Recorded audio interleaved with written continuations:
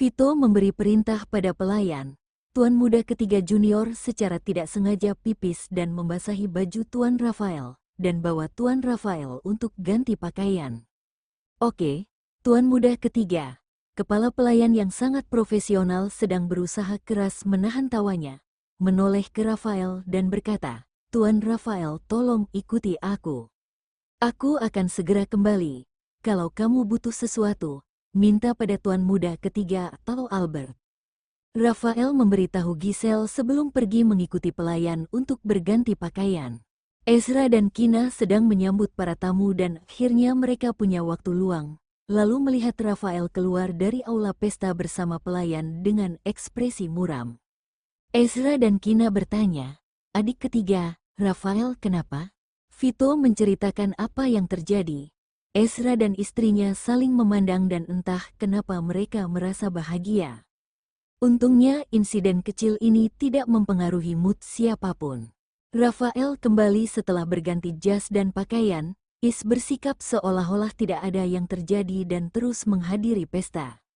Vito dan Albert berdiri di atas panggung, masing-masing menggendong satu bayi, lalu Vito memberikan pidato kepada para tamu yang menghadiri pesta kelahiran anaknya. Di ruang pesta, lain kali kita juga harus membiarkan Cordelia pipis di tubuhnya.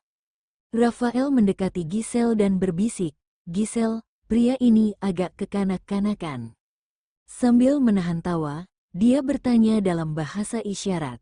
Kamu dendam sama ayahnya ya?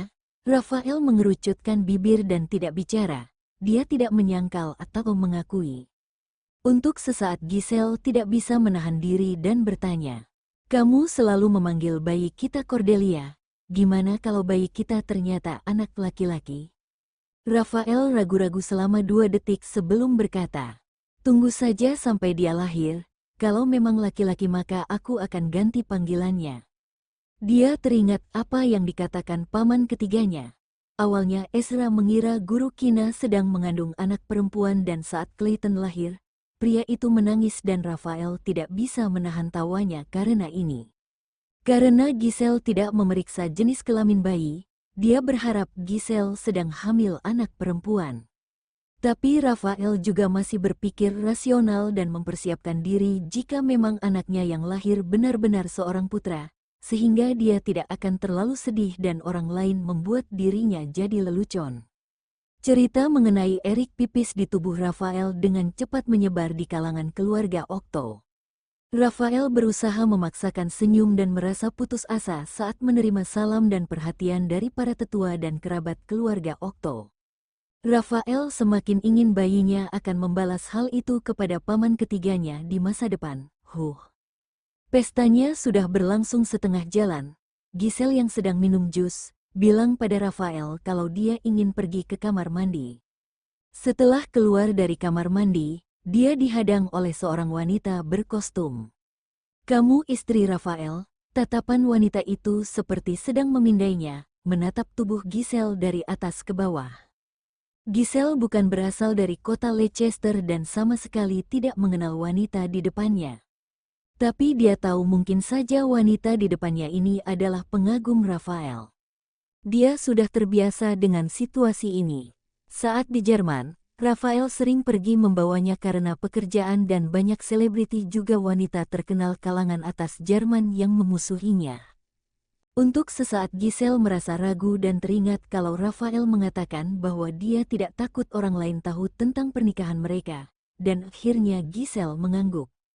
Saat melihat Giselle mengakuinya, wanita itu menatapnya dari atas ke bawah, lalu mencibir dan mengejeknya, kamu hamil. Seingatku Rafael belum lama menikah dan kalau lihat dari perutmu sepertinya kamu sudah hamil 5 atau 6 bulan, kan? Oh, jadi kamu nikah karena hamil? Wah, ternyata kamu pintar dan rencanamu hebat banget. Meskipun Rafael bukan berasal dari kota Leicester, tapi beberapa tahun terakhir dia sangat aktif di dunia bisnis. Apalagi 2 tahun terakhir dia cukup sering datang ke kota Leicester, bahkan beberapa waktu lalu Giselle mendengar kalau Rafael akan membuka cabang di kota Leicester. Pria ini tidak nakal, bijaksana, tertutup, tampan dan kaya, juga bukan pria genit. Di kalangan orang kota Leicester, banyak wanita lajang yang sangat menyukai Rafael. Bahkan ada juga beberapa orang asing dari Jerman yang sangat menyukai Rafael. Dan Giselle juga salah satu orang yang menyukai Rafael. Giselle mengerucutkan bibirnya dan ekspresinya tidak berubah ketika mendengar ejekan wanita itu. Kenapa? Karena aku benar. Jadi kamu tidak bisa mengatakan apapun ya? Wanita itu seperti sedang memikirkan sesuatu, lalu mengangkat tangannya untuk menutupi mulut, pura-pura minta maaf sambil tersenyum. Ups, maaf, aku lupa kalau kamu bisu dan tidak bisa bicara. Giselle hanya sedikit mengernyit ketika mendengar wanita itu mengejek dirinya dan tidak meresponnya. Di masa lalu saat di Jerman, ketika Rafael tidak ada di sampingnya, Giselle juga diserang oleh beberapa wanita terkenal tentang kekurangan fisiknya. Karena terlalu sering mengalaminya, membuat dia jadi mati rasa. Ternyata mencintai Rafael sangat sulit, tapi dia tetap bersedia melakukannya. Wanita itu sangat marah dan menjadi gila ketika melihat Giselle tidak merespon kata-katanya, seolah-olah dia itu hanya badut yang ada di depannya, dan wanita itu memakinya lagi. Kamu tidak hanya bisu tapi juga tuli ya. Kamu pikir Rafael selamanya akan terikat denganmu karena anak? Aku kasih tahu kamu ya, Rafael itu cuma lagi bingung karena anakmu, dan kalau sudah sadar dia tidak akan pernah menyayanginya. Anak itu akan jadi yatim piatu yang tidak punya latar belakang keluarga, cuma punya ibu bisu memalukan yang melahirkannya. Bahkan mungkin dia akan membencimu karena sudah melahirkannya ke dunia. Untuk sementara kamu emang bisa menggunakan anak itu untuk mengikat Rafael. Tapi di masa depan orang lain juga bisa menggunakan seorang untuk mengikat Rafael. Wanita itu mengubah kata-katanya dan sangat menusuk hati Giselle, matanya yang jernih mulai berkaca-kaca dan perlahan tangannya mengepal. Dia tidak peduli kalau orang lain mengatakan dirinya bodoh. Tapi begitu orang lain membahas kekurangan fisiknya dan dia menikah dengan Rafael yang sempurna, itu sangat menyakiti hatinya. Dan wanita ini juga mengatakan satu hal yang benar, bahwa Rafael memang benar menikahinya karena anak ini. Rasa rendah diri yang dia sembunyikan di lubuk hati terdalamnya, seperti benih anggur yang terkubur di dalam tanah. Tapi tiba-tiba seperti disihir, benih ini mulai tumbuh dari celah batu, tumbuh dengan cepat menutupi seluruh hatinya dan menghilangkan semua harapannya. Wanita itu akhirnya merasa puas saat melihat wajah Giselle yang tiba-tiba menjadi pucat. Karena seseorang bisa kapan saja datang ke kamar mandi, wanita itu mencibir lagi dan menepuk bahu Giselle. Jangan terlalu bangga hanya karena kamu hamil anak Rafael, karena kamu masih tidak tahu akhirnya, kan? Setelah mengatakan itu, wanita itu mengulurkan tangan untuk menyentuh perut Giselle. Giselle langsung mundur untuk menghindar dan hampir jatuh karena tersandung langkahnya.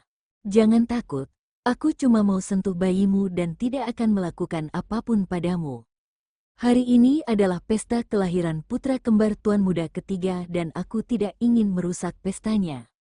Wanita itu mengangkat bahu dan sangat puas karena sudah menakuti Giselle. Setelah wanita itu pergi, Giselle yang baru saja diserang merasa tubuhnya lemas, bersandar ke dinding, menghela nafas dan keringat dingin muncul di dahinya. Dia menyentuh perut buncitnya dan larut dalam pikirannya. Sebelum kembali ke pesta, Giselle tetap berada di kamar mandi selama beberapa saat, sampai dia benar-benar bisa mengendalikan emosinya sehingga tidak ada yang bisa menyadarinya. Begitu dia keluar dari kamar mandi, dia melihat Rafael berjalan ke arahnya. "Kenapa lama banget?" Rafael bertanya dengan agak muram. Giselle menggelengkan kepala dan menjelaskan padanya, "Aku abis dandan lagi." Sebelum keluar dia memakai lip tiseknya lagi. Rafael menatap wajahnya selama beberapa detik dan tidak ada yang berubah selain lipstiknya saja dan ekspresinya juga normal. "Ayo kembali ke aula pesta." Rafael memeluk pinggangnya. Untuk mencegah Rafael menyadari ada yang salah dengannya, Giselle mencoba untuk melupakan apa yang terjadi di kamar mandi dan fokus padanya. Saat kembali di aula pesta, Giselle memperhatikan wanita yang menyerangnya tadi juga ada di aula pesta, dia sedang tertawa dan mengobrol dengan tamu lain seolah-olah kejadian di kamar mandi tidak pernah terjadi. Bahkan saat tatapan mereka bertemu, wanita itu hanya memalingkan wajahnya seolah-olah tidak mengenal Giselle.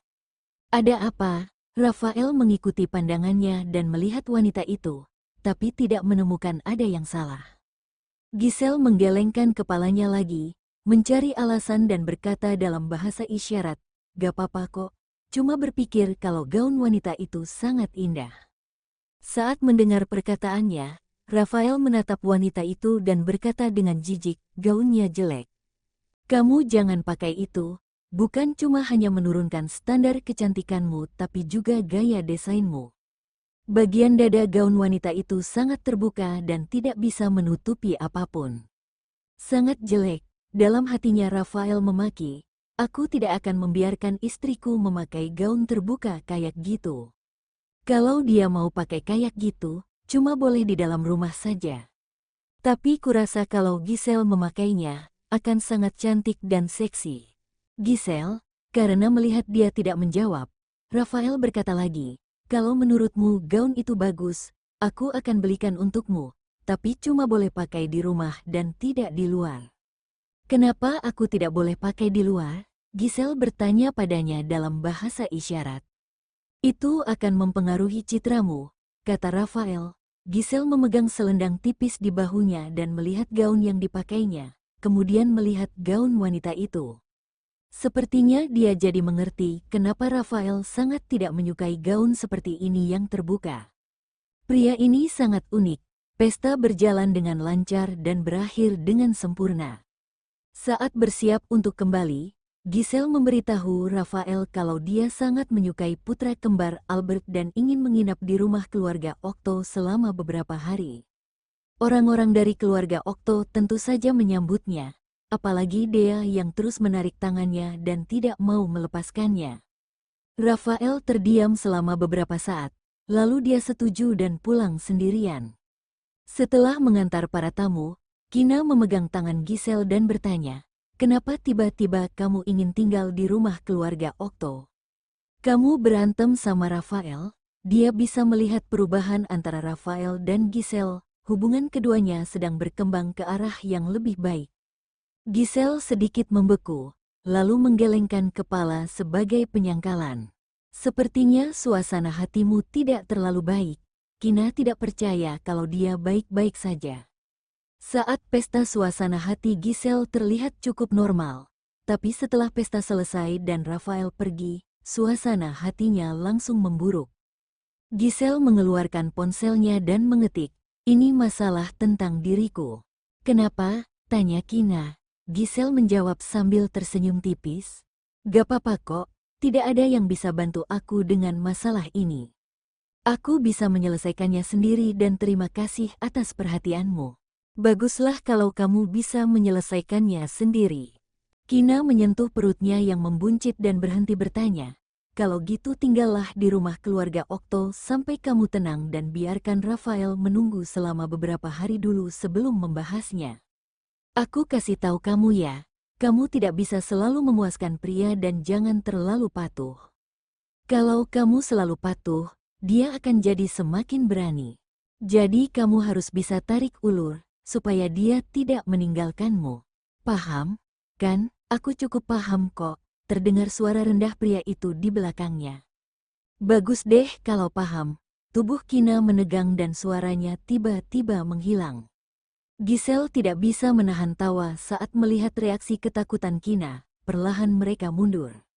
Taktik menjinakkan suami dari Kina-ku sangat bagus. Ezra melingkarkan lengan di pinggangnya dan tersenyum tipis. "Kina, adegan ini sangat familiar," mengingatkan Giselle tentang lingerie seksi dan pakaian dalam yang seksi. Dia seperti ingin mengatakan sesuatu. Dia hanya tahu teorinya saja tapi sama sekali tidak punya pengalaman akan hal itu. Memang benar kalau seseorang tidak bisa main-main dengan perkataannya. Kalau tidak, apa yang dikatakannya itu akan membuatnya mengalami masalah. Kedepannya Kina tidak akan membual lagi. "Tidak, aku tidak." Dia menggelengkan kepalanya dengan cepat. "Kapan terakhir kali kita berhubungan seks?" Ezra bertanya dan berbisik di telinganya. Hah, Kina, kenapa dia tiba-tiba tanya soal ini? Tapi Kina masih menjawabnya dengan jujur, sepertinya 2 hari lalu. Kenapa? Mereka kembali ke kamar dan Ezra mengunci pintu. Dia berkata, dulu kita selalu berhubungan setiap malam, tapi sekarang. Ini yang kamu sebut tidak boleh selalu memuaskannya, ya? Supaya aku tidak bosan dan tidak akan meninggalkanmu? Tidak kok, Kina menyangkal dan menjelaskan, beberapa hari ini kita sibuk dengan pesta kelahiran putra kembar Albert, kan? Jadi aku tidak punya energi untuk itu. Terus apa lagi? Tanya Ezra lagi. Kina menunduk dan menyerah. Kalau gitu kamu boleh lakukan apa yang kamu mau. Gitu dong, Ezra tersenyum puas, menggendongnya dan berjalan ke kamar mandi. Beberapa hari kemudian, pada akhir pekan, Kina dan Ezra membawa Clayton kembali untuk menemui orang tua mereka. Awalnya Albert juga ingin ikut, tapi Vito tidak mengizinkannya dengan alasan dia baru saja melahirkan dan tidak boleh bepergian dulu. Vito juga mengatakan bahwa dia akan menemaninya beberapa hari lagi setelah keadaannya membaik. Untuk lauk makan siang, mereka membawa kepiting berbulu kualitas terbaik. Kevin mengambil mangkuk yang Ezra taruh di depan Kina, yang berisi daging kepiting yang sudah dikupas dan berkata, Nana tidak bisa makan ini. Kina dan Ezra menatapnya. Bukannya aku udah pernah bilang? Nana lagi hamil, kata Kevin ringan. Semua orang di meja makan tercengang dan membeku ketika mendengar perkataannya. Ezra adalah yang pertama merespon. Benarkah, Sket Nana ingin mengambil kepiting barusan? Aku meraih dan memindahkan pergelangan tangannya dan aku merasakan denyut nadinya agak tidak normal. Seharusnya sih hamil. Jawab Kevin lagi. Tadi dia lupa akan hal itu karena sibuk mengurus kepiting yang talinya lepas dan sekarang dia baru ingat lagi. Apa yang kamu maksud harus? Masalah penting gini. Harusnya dikonfirmasi dulu, kan? Jangan makan dulu. Cepat periksa denyut nadi adikmu untuk lihat apakah dia benar-benar hamil. Ayah Libra begitu cemas dan langsung menyingkirkan mangkuk Kevin. Kevin dengan tenang mengambil serbet untuk menyeka tangannya dan berkata pada Kina, Nana ulurkan tanganmu.